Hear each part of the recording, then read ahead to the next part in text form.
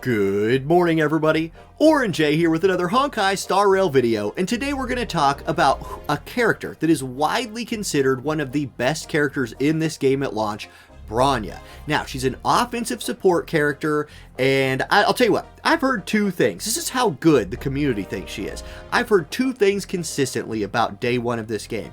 One, people saying, I'm not re-rolling, it's just too much of a pain, and two, people saying, I'm re-rolling for Bronya.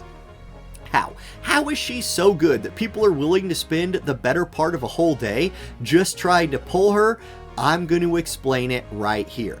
The first place I want to look is the DPS rankings. This is Pridewind's DPS chart, and if you notice, Bronya is like halfway down the chart right here. There are 4-star characters like Dan, Hook, Arlen, Susheng that do more damage than Bronya. So you might be thinking, why do people value her so much?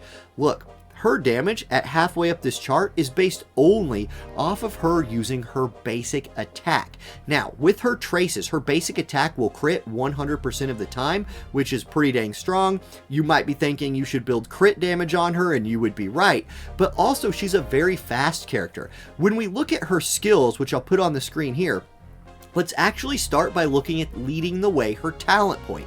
After she uses her basic attack, her next action will be advanced forward by 30%. Think of this as her just essentially being 30% faster of a character when she's just basic attacking. And the easiest way to play this character, like the most brain dead way to play this character, is just have her as a skill point battery for your team, where she's just basic attacking, going fast and critting hard, generating skills so your other units can do more damage, do more healing, all of that. Now that is the easiest way to play this character. That is the simple way. But when you start looking at her skill, this is where your skill as a player and your understanding of team building can amp her up to being potentially the best unit in the game. Combat redeployment dispels a debuff from a single ally and advances forward their actions by 100% and increases their damage by 72% for one turn. So what this does is it takes one of your allies and it makes it their turn right now. And for that turn, they get a 72% damage increase. If you can manage your skill points correctly, Bronya can not only be generating skill points with her auto attack, but can time her skill use to give your best carries multiple turns in between turns from a boss, potentially breaking their weakness meter, just amping up their damage in a big way. Also, because she's so fast and will be generating energy for herself, her ultimate, which is an attack buff 60% for the whole group, and a crit damage buff that scales with her crit damage for the whole group, will also be enhancing your team's damage. I hope you're starting to get a little bit of a picture at this point of how Bronya not only will do a lot of damage with her basic attack, I think that's the easiest thing to see, but how she could potentially really amp up somebody like an Arlen, somebody like a Seele, Seal. It's S-E-E-L-E. I think it's Seele. Seele. I think she could be a really fun unit to pair with Bronya. Anybody who's your main damage dealer will benefit from Bronya if you can manage your skill points and her skills correctly. Now, let's go ahead and take a look at Bronya's traces. I already talked about how command makes her basic attack rate a 100% crit. This is why, along with speed, you want to build crit damage on Bronya. If you're always going to be critting, more crit damage will make you crit harder. Also, her group buff scales off of crit damage, so crit damage is important. Battlefield. At the beginning of the battle, increase allies' defense by 20%, so she gives a little bit of survivability to your group as well. And then military might is when she's on the field, all allies just deal 10% more damage. That's pretty good.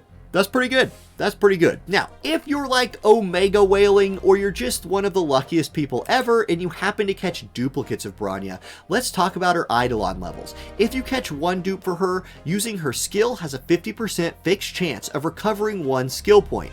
That's really nice, and if you're somebody who's like playing around skill point usage, you basically have a 50% chance to maybe just generate an extra skill point. I love that. I think it's really powerful for an Eidolon level 1. Quick March. After the ally targeted by Bronya's skill takes action, their speed increases by 30%. So this gives the ally that she's giving a turn to the same buff that she gets when she auto attacks. I love that. Bombardment levels up her ultimate by 2 and talent level +2 up to 15, and then her level 4 Eidolon level. After an ally uses basic attack on an enemy with wind weakness, Bronya immediately launches a follow-up on the attack, dealing wind damage equal to 80% of her basic attack damage. It can only be triggered once a turn. So this is another way that she can get some free damage in against enemies with wind weakness. Not my favorite Eidolon level 4 ability because it's very specific to enemies being weak to wind, but still potentially powerful in certain situations. Unstoppable, her Eidolon level 5 is skill level +2 up to 15, and Piercing Rainbow, her final Eidolon level, is the ally damage boost effect of her skill, extends its duration by 1 turn. That is insanely good. Like, her Eidolon 6 is crazy for potential damage for your whole team, but she's a 5-star character, and that's Eidolon level 6. Nobody's really going to have that straight away, but here's the thing with Bronya. She's future-proof. Because, yes, if you're talking about damage dealers, I think they will get outscaled as better damage dealers come into the game. But with a unit like Bronya, who's just there to enhance those damage dealers, hey, put a better damage dealer with him and watch her group's overall damage go through the roof, as instead of buffing the old ally, she's buffing the new ally. I think she's almost as future-proof a unit as we've seen, and if you're re-rolling for her, good luck. The rates are not very good. Maybe we don't know exactly what like all the banners will look like. I know they've said what some of the banners are when they come out, but you know, games like to drop surprises on you. Either way, I think a lot of people will be going for Bronya.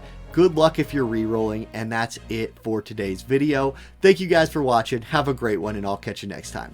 Peace.